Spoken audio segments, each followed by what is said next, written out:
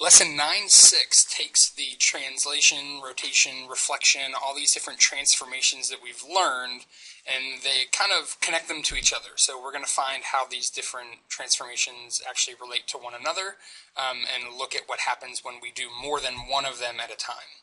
So the first theorem that we see here, it says a translation or rotation is just a composition of two reflections. And I know that sounds kind of weird right now, but we're going to see this visually in a second. Essentially, if we reflect something twice, we have either translated or rotated it depending on the situation. So if we have a composition of reflections across two parallel lines, then that's going to result in a translation. And we can see a visual here. If we have two vertical parallel lines, for example, like this, right? So if we're starting with this shape, and we then reflect it in this axis right here, right? So we reflect across, B comes over to the image B, C comes over to the image C, A comes over to the image A. Obviously, this is now flipped, right? It's backwards in terms of the pre-image. But if we then reflect it one more time in another line that's parallel to the first. So we reflected it in this axis the first time. Now we're going to reflect it in this axis, which is parallel. We now see that we have the same shape that we had before in the same orientation, just translated over to the right. So one reflection followed by another reflection in parallel lines just gives us a translation. It's the same as just taking this original shape and just sliding it over to the side. So that's two vertical lines, and that's a little bit easier to see, but this really is true for any parallel lines. So, for example, we can take two parallel lines that are sort of diagonal. So here's another example. We start with R, and we reflect it across this line L. So we get, here's our image after we reflect it. Notice this is a reflection in this line L. Then if we take that same, or the new image that we produce, and then reflect it across another line M, which is parallel to L, we can see our new image. So the blue one is actually a reflection of this gray one, which is the pink one here. So one reflection, two reflections, and notice we get R. It's the same shape, it's the same size, it's the same orientation. It's just now in a different position. It has been translated along this path. So, two reflections in parallel lines, any parallel lines, will result in a translation. You get the same shape, you get the same size, you get the same orientation. It's just slid in a different direction into a new space. So if a composition of reflections across two parallel lines is a translation, then when we have reflections across two intersecting lines, that's going to be our rotation. So we can see an image of that as well. Again, using these R's, now our two lines that we have, instead of being parallel, are intersecting. So if we take our R and we reflect across the first line, here's our image. Right? So there's the first reflection, and now we're going to, again, take this image that we formed and reflect it across the second line. But this time the two lines are no longer parallel, they're intersecting. So when we do the second reflection, now we can see that we have R. It's the same shape and it's the same size, but it's actually rotated. It's not in the same orientation. Notice it's pointing further down. So instead of just a translation where it has been slid to a different position, this has actually been rotated by a certain angle down in here. So two reflections in non-parallel lines will lead to a rotation.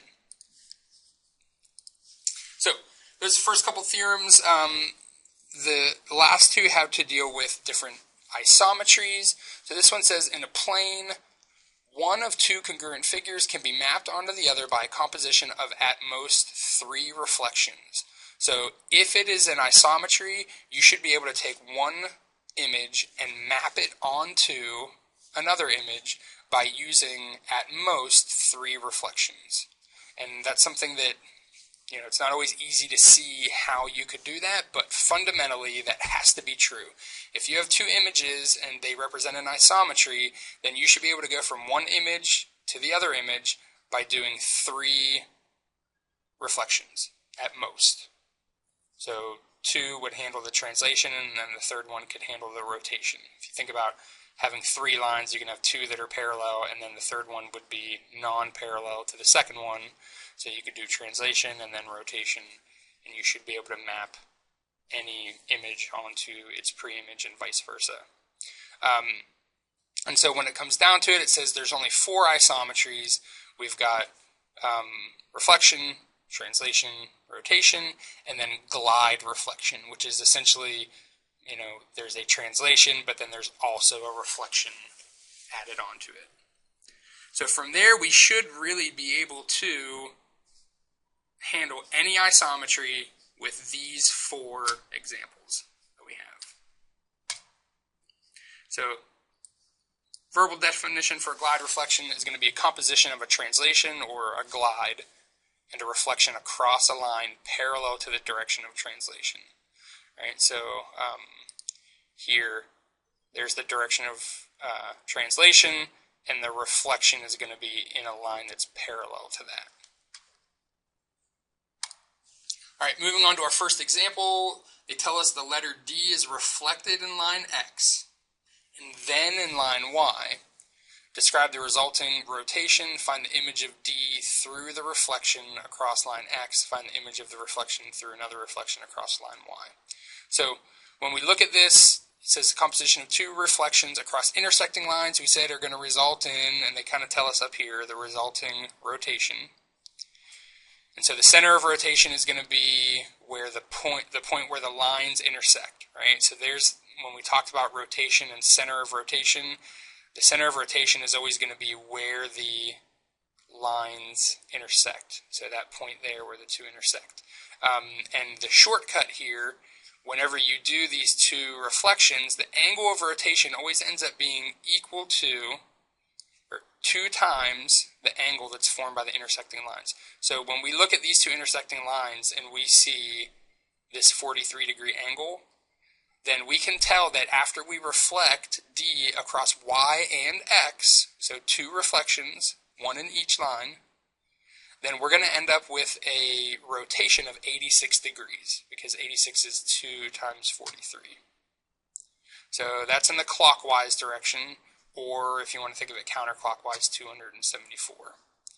But the center of rotation is always going to be at that point A where the 2 lines intersect.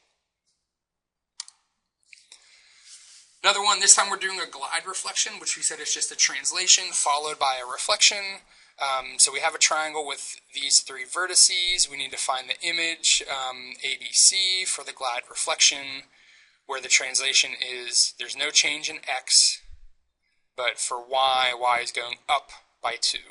And the reflection is in the line X equals 1. So first we're going to do the translation, and here everything's going up by 2, right?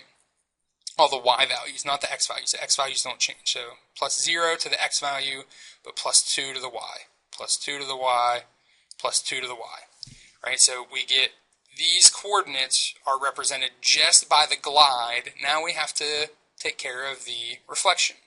So if we're reflecting the image across the line X equals 1, that's going to be a vertical line at X equals 1.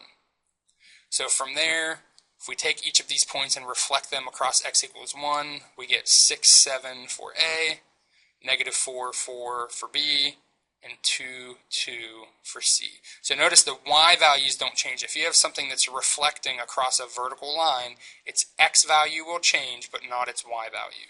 So notice these Y values here are exactly the same as these Y values here.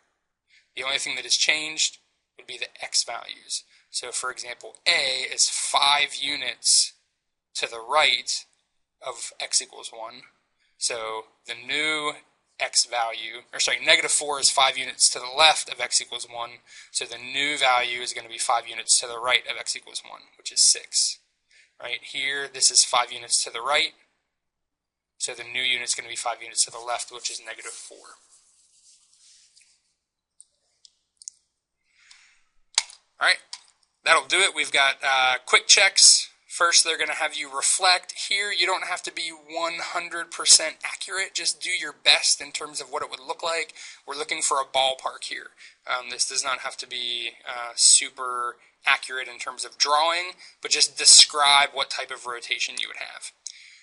B, so here they're going to have you draw. Again, you don't have to be super accurate for the drawing portion for that one. And then number 2, so here they're going to give you, they're talking about TEX. They must, oh, okay, sorry. Had it hidden there for a second. So they give you TEX over here, and you're going to follow the translation. Then you're going to do the reflection, get the new coordinates, and then do it the other way around. So instead of doing the translation first, then the reflection, do the reflection first, then the translation. See if you get the same answer. Maybe you will, maybe you won't. So we'll pick up from there. We'll go over these quick checks in class tomorrow, and we'll continue on with tessellations, which I think you're going to really enjoy.